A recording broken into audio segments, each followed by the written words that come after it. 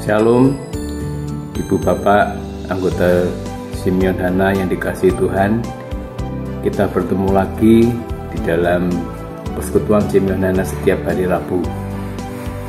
Pada kesempatan ini, saya akan membawakan renungan dengan berdasarkan situasi yang terjadi di sekitar kita akhir-akhir ini. Sebelum kita membaca renungan, mendengarkannya, marilah kita bersama-sama berdoa untuk mendapatkan hikmat dari Tuhan. Mari kita berdoa. Bapa yang Maha Kasih, Bapa yang kami panggil dalam nama Tuhan kami Yesus Kristus, kami bersyukur kami boleh bertemu kembali dengan Ibu Bapak dari anggota School Simeon Hana GKI Muntilan untuk kami menyediakan waktu untuk kami merenungkan sebagian dari firman Tuhan. Kami juga bersyukur untuk semua hal yang telah Tuhan lakukan dalam kehidupan kami masing-masing. Tuhan telah jagai kami sehingga kami dalam keadaan yang baik dan keadaan yang sehat. Itu semua benar-benar karena berkat Tuhan. Terima kasih Tuhan, dan kami ingin serahkan kesempatan kami untuk merenungkan pada kesempatan ini ke dalam tangan kasih Tuhan. Di dalam nama Tuhan Yesus kami berdoa. Amin. Firman Tuhan yang akan mendasari renungan kita terambil dari Yesaya pasal yang 1, pasal 1 ayat yang ke-18 sampai dengan yang ke-20.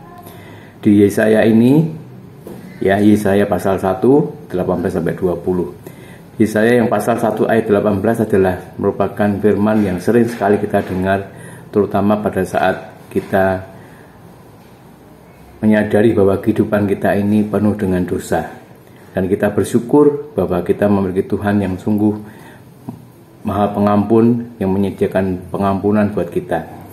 Ayat 18 sampai dengan 20 saya bacakan untuk Bapak Ibu. Marilah, baiklah kita berperkara firman Tuhan. Sekalipun dosamu merah seperti kirmisi, akan menjadi putih seperti salju. Sekalipun berwarna merah seperti kain kesumba, akan menjadi putih seperti bulu domba. Ini firman yang sangat memberkati kita, sangat kita syukuri bahwa seberat apapun dosa yang ada dalam kehidupan kita masing-masing, Tuhan akan memberikan pengampunan. Tuhan memperumpamakan apabila dosa kita itu warnanya merah seperti kain kesumba, akan dibuatnya putih, bersih. Artinya Tuhan akan mengampuni segala dosa yang ada dalam kehidupan kita. Tentunya kita bersyukur kita memiliki Tuhan yang memberikan pengampunan yang luar biasa buat kehidupan kita masing-masing.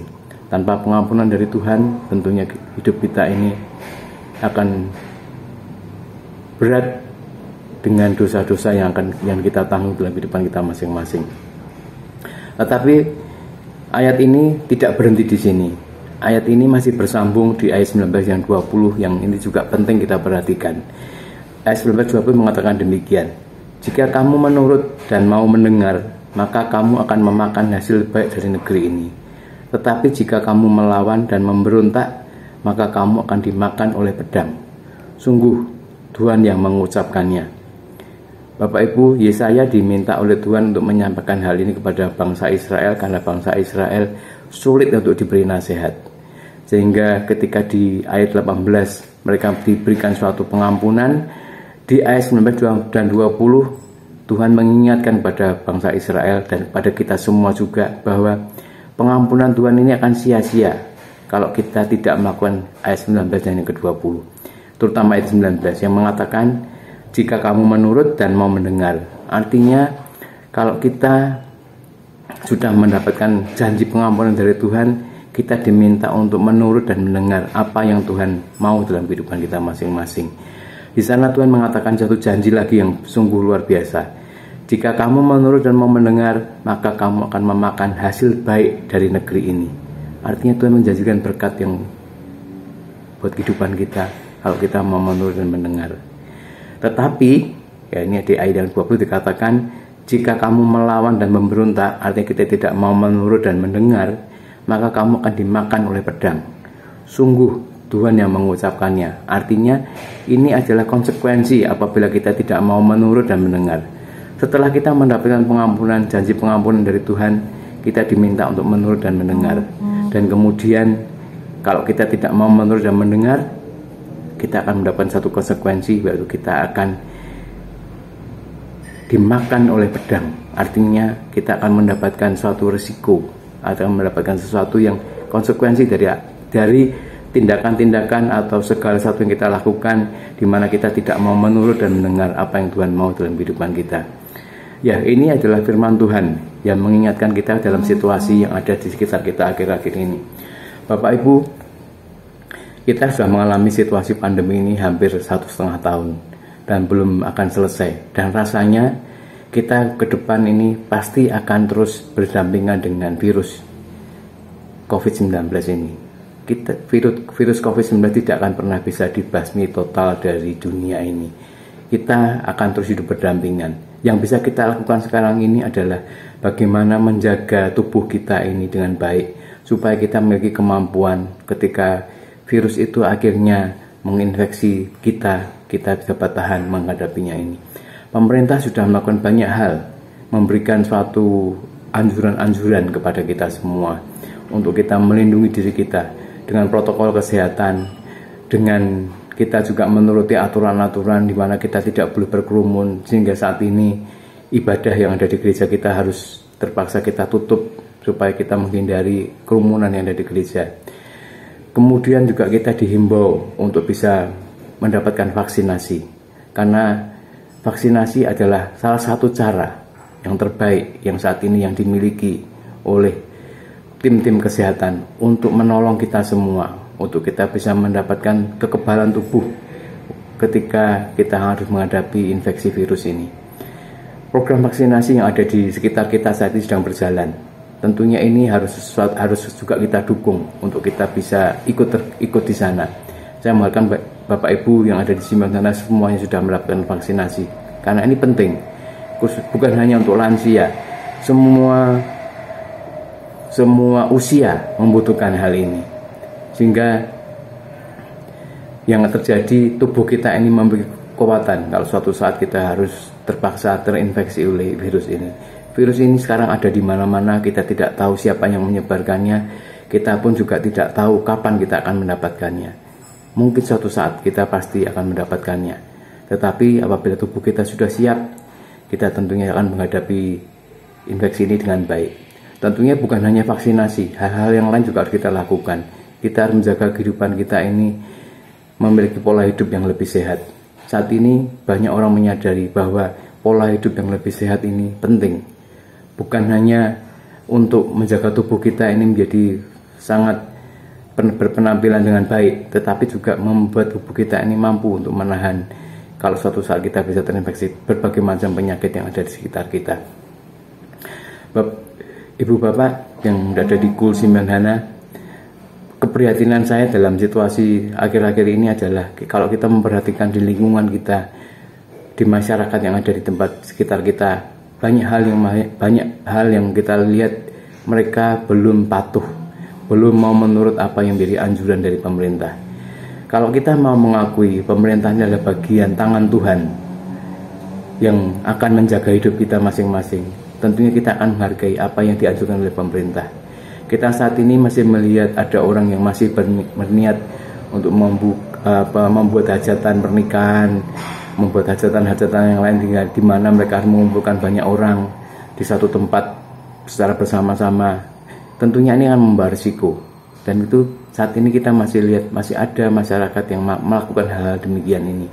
Ini adalah satu hal yang membuat kita prihatin bahwa pemerintah sebagai wakil Tuhan tidak dituruti dan tidak didengar apa yang menjadi anjuran dan nasihatnya. Dan tentunya kalau kita mengingat dari firman Tuhan dari Yesaya tadi, tentunya masyarakat semacam ini, kondisi semacam ini akan membawa konsekuensi dalam kehidupan kita masing-masing. Risiko tertular, risiko terinfeksi akan semakin tinggi. Dan itulah yang dikatakan oleh Yesaya, bahwa apa yang Tuhan lakukan, firmankan buat hidup kita masing-masing adalah untuk menyelamatkan kita. Kalau kita tidak mau menurut dan mendengar, tentunya ada konsekuensi. Konsekuensi itulah yang harus kita tanggung. Memang Tuhan menyediakan pengampunan untuk semua dosa kita, tetapi konsekuensi dari dosa yang harus kita tanggung dalam kehidupan kita masing-masing tentunya harus kita tanggung sendiri-sendiri. Demikian halnya di dalam kondisi pandemi saat ini. Kalau kita tidak mau menurut dan mendengar apa yang disarankan oleh pemerintah, tentunya kita akan menanggung konsekuensinya. Ada risiko-risiko kita tanggung, Dan tentunya kalau risiko itu kita tanggung, kita tidak boleh menyalahkan pemerintah, kita tidak boleh menyalahkan siapapun juga yang menganjurkan kita untuk melakukan hal-hal yang baik untuk kita bisa mengatasi pandemi saat ini. Bapak Ibu, firman Tuhan pada pagi hari ini Yesaya, memang harus kita syukuri Tuhan menyediakan pengampunan, tetapi kita juga tahu bahwa Tuhan meminta kita juga untuk mau menurut dan mendengar apa yang difirmankannya. Karena kalau kita tidak mau mendengar, bukan berkat yang akan kita terima, tetapi ada satu konsekuensi yang harus kita tanggung dalam kehidupan kita masing-masing. Kiranya firman ini menguatkan kita, memampukan kita menghadapi saat-saat ini di mana kita masih belum selesai dengan pandemi ini. Kita harus menuruti apa yang diajukan oleh pemerintah. Kita harus mengikuti saran, kita harus mengikuti protokol kesehatan dengan baik. Kita harus menahan diri untuk tidak bisa beribadah, tidak bisa berkumpul bersekutu bersama di gereja. Ini semuanya demi kebaikan kita semua. Kiranya Tuhan memberkati melalui firman yang kita renungkan pada kesempatan ini. Amin. Mari kita berdoa Bapak Ibu. Kami bersyukur Tuhan, kami memiliki Tuhan yang memberikan pengampunan yang luar biasa dalam kehidupan kami masing-masing. Kami juga bersyukur untuk diingatkan, untuk kami boleh menurut dan mendengar apa yang Tuhan firmankan. Dan saat ini Tuhan, kami mau mengakui bahwa pemerintah adalah wakil Tuhan dalam kehidupan kami masing-masing di saat ini di negara kami. Biarlah apa yang dianjurkan oleh pemerintah untuk kami boleh menghadapi pandemi ini dengan baik, boleh kami jalankan dalam kehidupan kami masing-masing. Kami bersyukur, berterima kasih untuk semua yang telah Tuhan lakukan dalam kehidupan kami, dan kami saat ini mohon kasih dan perlindungan Tuhan dalam kehidupan kami masing-masing. Para anggota Kul Simbanana, biarlah semuanya dalam tangan kasih dan perlindungan Tuhan. Terima kasih, di dalam nama Tuhan Yesus kami berdoa. Amin. Sampai ketemu Bapak Ibu di renungan mendatang.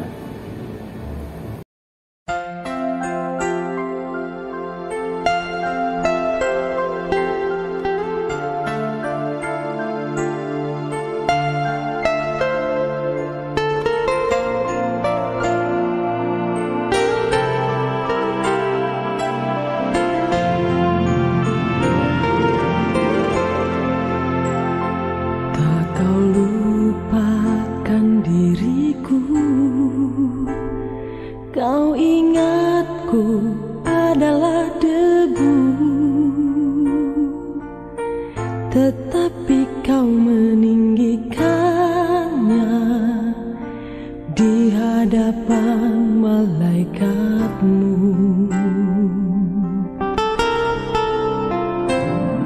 Kau hapuskan namaku dari kitab kehidupanmu.